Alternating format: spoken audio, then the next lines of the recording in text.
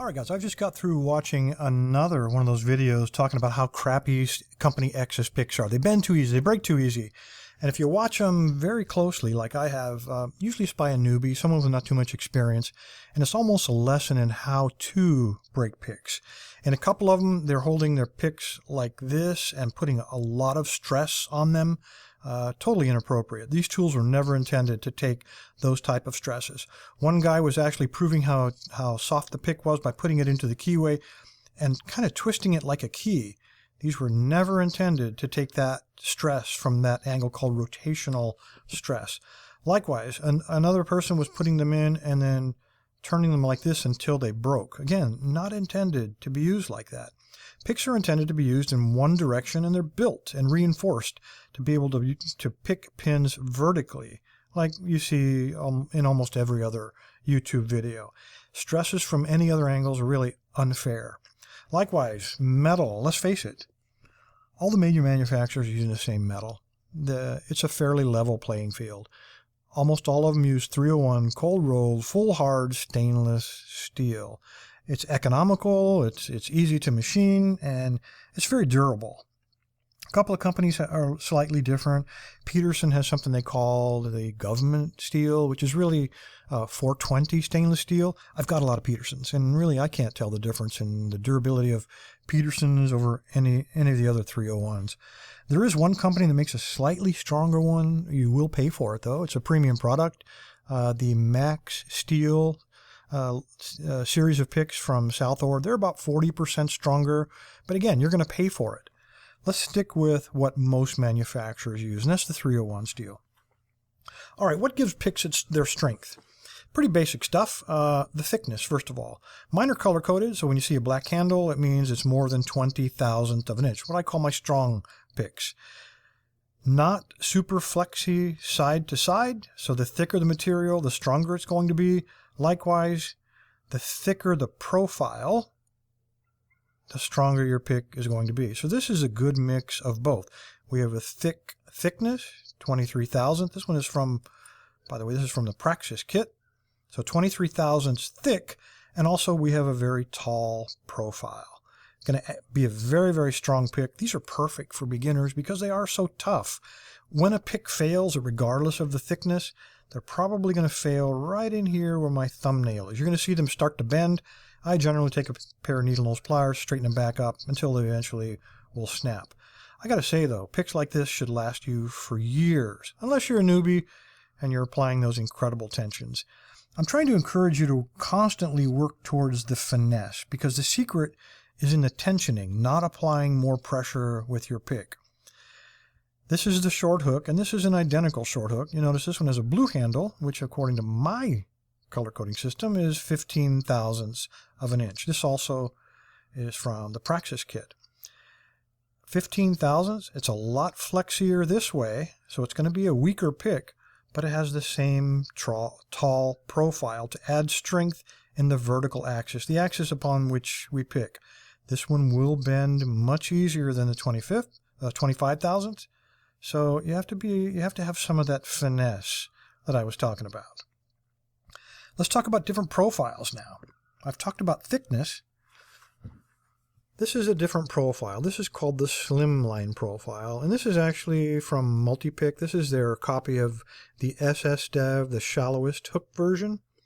It is 23 thousandths thick, so very tough, meaty material sideways.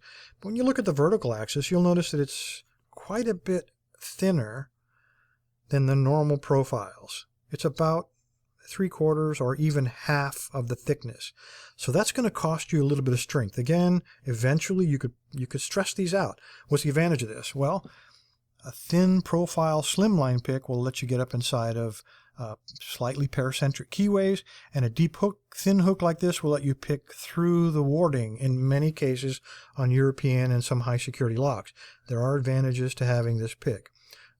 It will not get into all of them, however, so it makes sense that there is one step up, and that would be this guy. It's the same profile, very thin profile, except blue means 15 thousandths. Now we're weakening this pick in every conceivable way.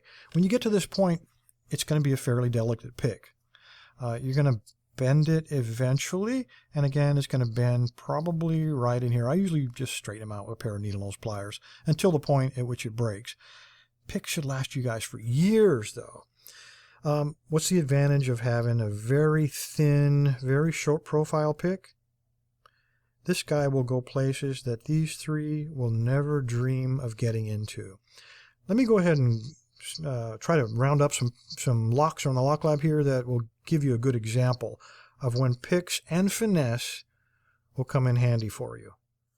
Alright guys, I found a couple of really small Abus 7230s. Both of these were sent to me by Dave Christopher. So a shout out for him because these are perfect to demonstrate why we want to get away from those rough handling techniques and move more towards the finesse and thinner picks. Abus 7230s, these are, well, they're not exactly high security locks simply because of their size, but for lockers, gym lockers, things like that, they're great.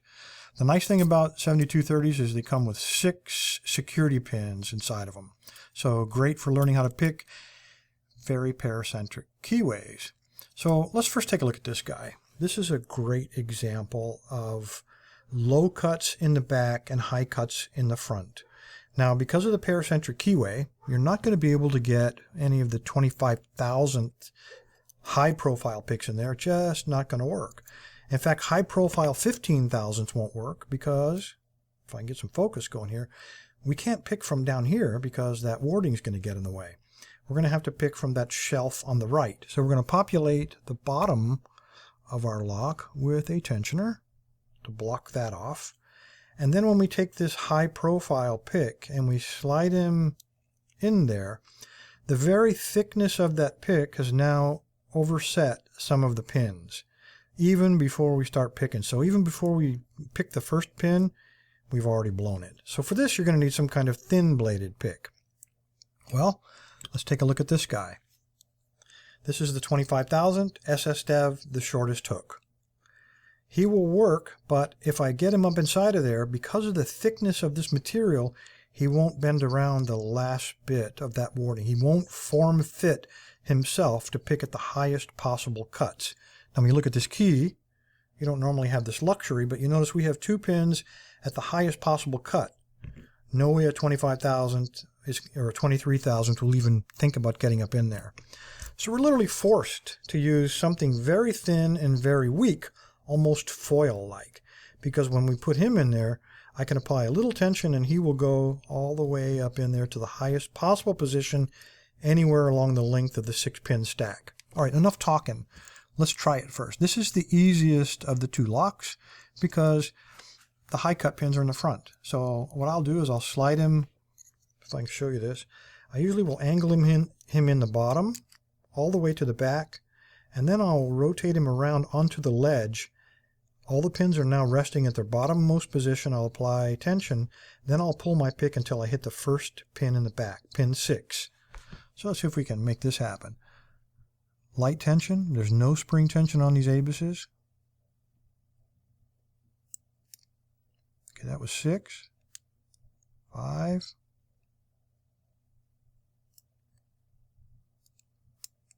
that's 2,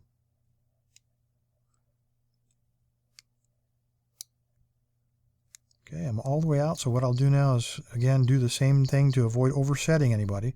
Slide him all the way in the back and rotate him around, and then go back and try it again.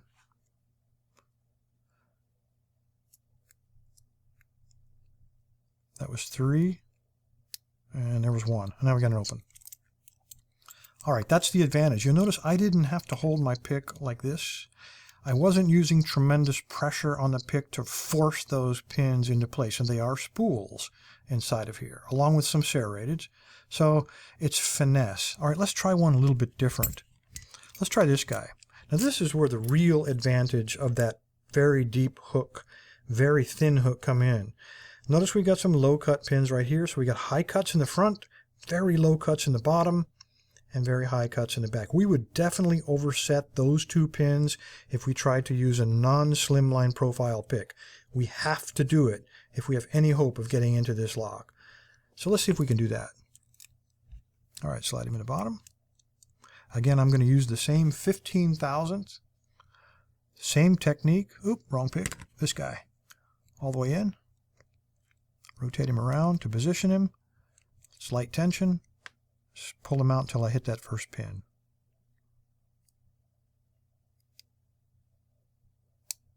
Okay, that was 6.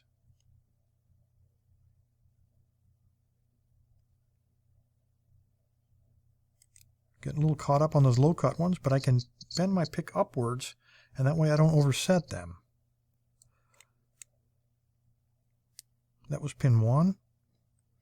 Okay, I'm going to go to the back again, sideways, slide him all the way to the rear, rotate him around on the ledge, and start again. And that way I don't overset anybody.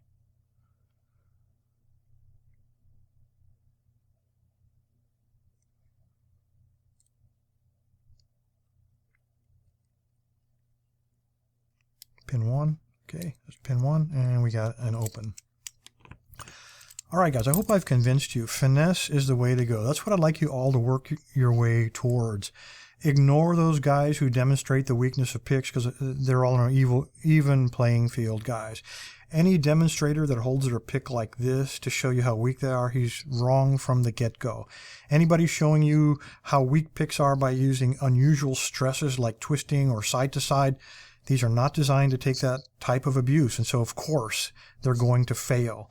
Use your picks properly, apply a little bit of finesse, and concentrate on proper tension, and you will never break a pick again unless somebody uses a super spring on you, like's been happening to me lately. But anyway, that's the secret to not breaking picks, guys. Ignore those YouTubes. Appreciate your time. Stay safe. Stay legal.